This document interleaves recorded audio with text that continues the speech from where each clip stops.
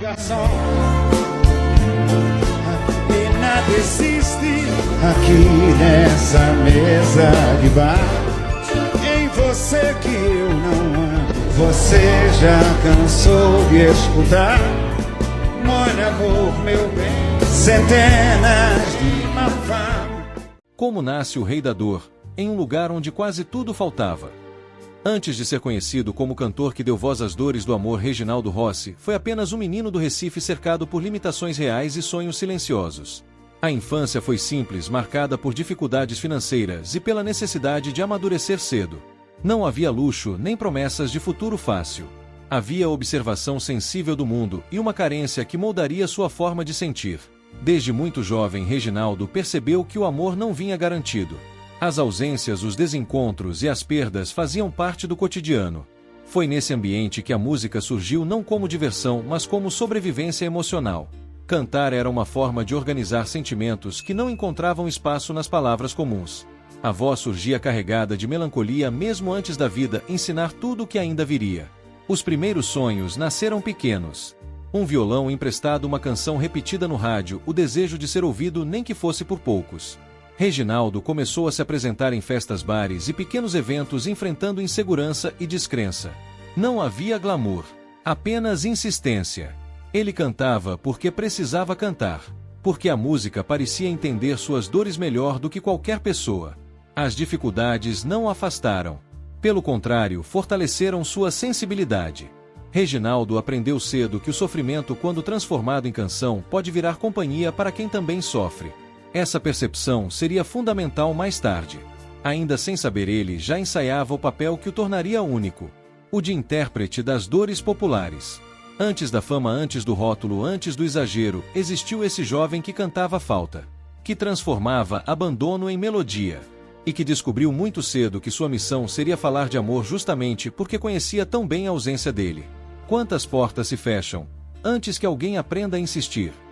A juventude de Reginaldo Rossi foi marcada por deslocamentos e tentativas. Recife era casa, mas também limite. Para crescer na música, era preciso circular, insistir, enfrentar olhares desconfiados. Reginaldo passou por bandas, apresentações em clubes, bailes populares e programas locais. Nada vinha fácil. O talento existia, mas o reconhecimento demorava. Nos primeiros anos, ele experimentou estilos diferentes: rock romântico, versões estrangeiras, música popular. Buscava um lugar onde sua voz pudesse se encaixar. Muitas vezes ouviu que era exagerado, emotivo, demais, dramático. Reginaldo escutava tudo, mas não mudava o essencial. Ele sentia demais para cantar pouco. Essa intensidade afastava alguns, mas aproximava outros. Ainda era pouco para viver da música, mas suficiente para continuar. As rejeições ensinaram lições duras. Gravadoras não apostavam contratos, não avançavam, promessas se desfaziam. A frustração era constante. Mas havia algo que não se perdia: a conexão com o público simples. Em bares, pequenos, festas de bairro e palcos improvisados, as pessoas se reconheciam em suas canções. Choravam, cantavam junto, pediam bis.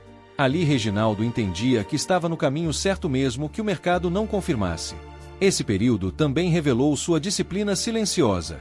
Apesar da imagem futura de exagero, havia muito trabalho por trás. Ensaios constantes, observação de plateias, adaptação de repertório. Reginaldo aprendia a cantar para quem sofria, não para impressionar críticos. Isso moldou definitivamente sua identidade artística. A estrada longa ensinou que rejeição não é sentença final, é etapa. Reginaldo Rossi começou a compreender que sua voz não era para todos. Era para quem precisava ouvir aquilo. E esse público ainda cresceria muito. Antes disso, porém, ele precisaria atravessar mais silêncio, mais dúvidas e mais espera. O que acontece quando a dor encontra milhões de corações ao mesmo tempo? O auge de Reginaldo Rossi não surgiu como plano calculado. Ele aconteceu quando o Brasil finalmente se reconheceu naquilo que ele sempre cantou. As canções que falavam de abandono, ciúme, saudade e amor ferido começaram a tocar nas rádios com força crescente. O público respondeu de imediato. Porque ali não havia pose. Havia verdade. Reginaldo tornou-se fenômeno popular ao traduzir sentimentos que muitos escondiam. Sua interpretação era intensa, quase teatral, mas nunca vazia. Ele cantava como quem confessa. E essa confissão criava identificação profunda, especialmente entre mulheres que viam suas próprias histórias refletidas em cada verso. O romantismo exagerado passou a ser virtude. O sofrimento virou linguagem comum. O sucesso nacional veio acompanhado de um título que o marcaria para sempre: o Rei do Brega. Um rótulo que carregava preconceito, mas também poder. Reginaldo nunca fugiu dele. Pelo contrário, apropriou-se com orgulho. Entendeu que o brega era apenas o nome dado à dor popular. E ele era seu porta-voz. Shows lotados, discos vendidos, programas de televisão, convites constantes. Reginaldo ocupava o palco como poucos. Roupa chamativa, gestos largos, presença dominante. Mas por trás do espetáculo havia sensibilidade genuína. Ele sabia que o público não queria perfeição. Queria companhia para sofrer, amar e seguir. O auge também trouxe excessos. A vida acelerou. A noite se estendeu. A cobrança aumentou. Reginaldo viveu intensamente cada fase. Sem filtro. Sem contenção. Porque acreditava que sentir demais era parte do ofício. Essa entrega total o levou ao topo, mas também preparou o terreno para conflitos futuros. Esse período consolidou Reginaldo Rossi como figura única da música brasileira. Um artista que transformou dor em sucesso sem diluí-la. Que cantou o amor do jeito que ele realmente é. Imperfeito, exagerado, humano. E foi justamente isso que o tornou eterno. O que acontece quando o palco pede intensidade? E a vida cobra o mesmo. Por trás do sucesso estrondoso de Reginaldo Rossi, existia uma rotina marcada por excessos e cobranças silenciosas. O personagem que o público via, expansivo, apaixonado, exagerado, não se desligava quando as luzes se apagavam. Reginaldo passou a viver em ritmo acelerado. Shows em sequência, viagens constantes, noites longas, pouco descanso. O corpo o acompanhava como podia. A mente nem sempre. Nos bastidores surgiram conflitos. A indústria queria manter o Rei do Brega sempre em evidência, repetindo fórmulas, explorando o mesmo sentimento até o limite. Reginaldo aceitava porque acreditava que aquela era sua missão. Mas sustentar permanentemente a dor cantada cobra um preço alto.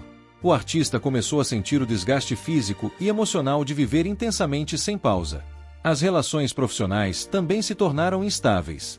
Mudanças frequentes de equipe, decisões tomadas no calor do momento, contratos que nem sempre protegiam o artista. Reginaldo confiava muito, sentia muito e às vezes se decepcionava. Houve desilusões, traições silenciosas, promessas quebradas. Tudo isso alimentava ainda mais o personagem público, mas feria o homem por dentro. A vida pessoal seguiu o mesmo ritmo intenso. Amores vividos com entrega total, desencontros frequentes, términos dolorosos. Reginaldo não escondia o que sentia, mas também não romantizava a própria dor fora da música. Preferia transformá-la em canção. O palco virava confessional. O público o acolhia.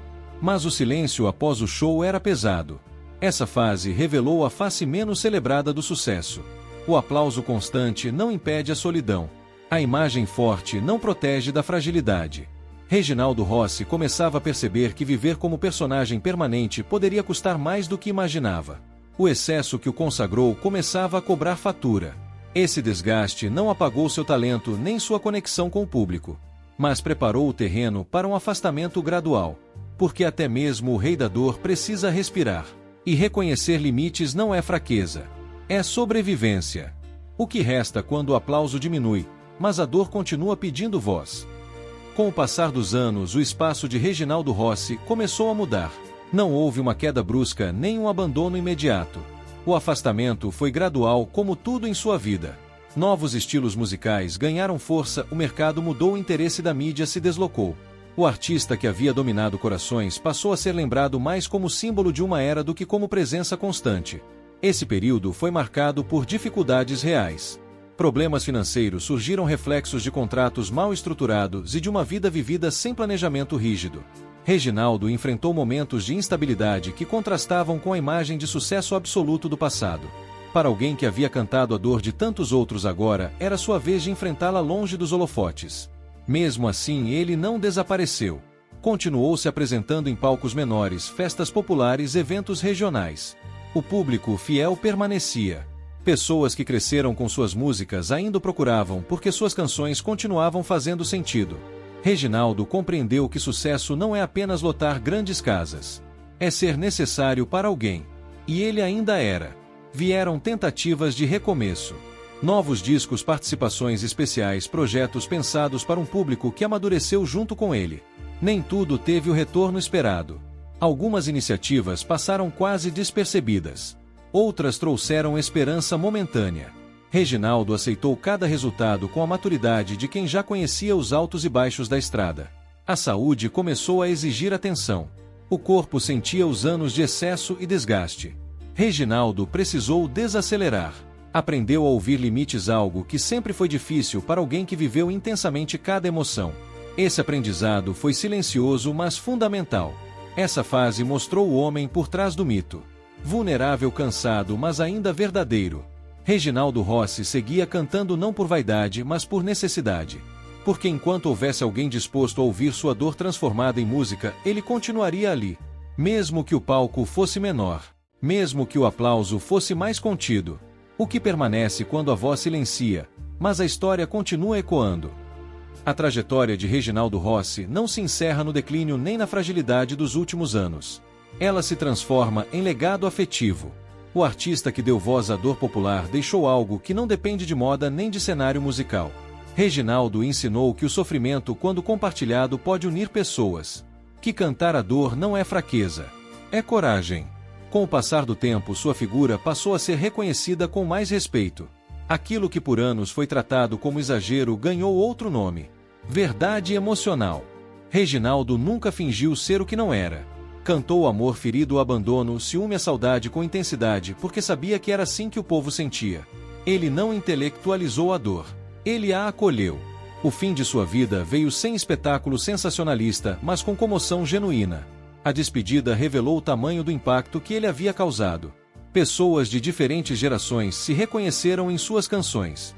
Histórias pessoais vieram à tona. Amores perdidos, lembranças antigas, lágrimas contidas.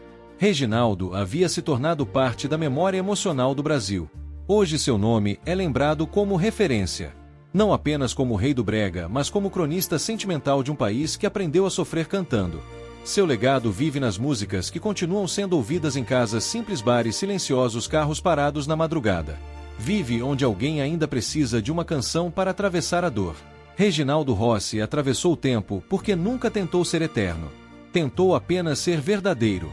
E verdade não envelhece. Ela muda de forma, mas permanece. Sua história ensina que não é preciso perfeição para tocar corações. É preciso entrega. Algumas vozes não pedem permissão para ficar. Elas ficam porque fazem falta. Conte aí nos comentários de quem você gostaria de ouvir a história de vida contada aqui.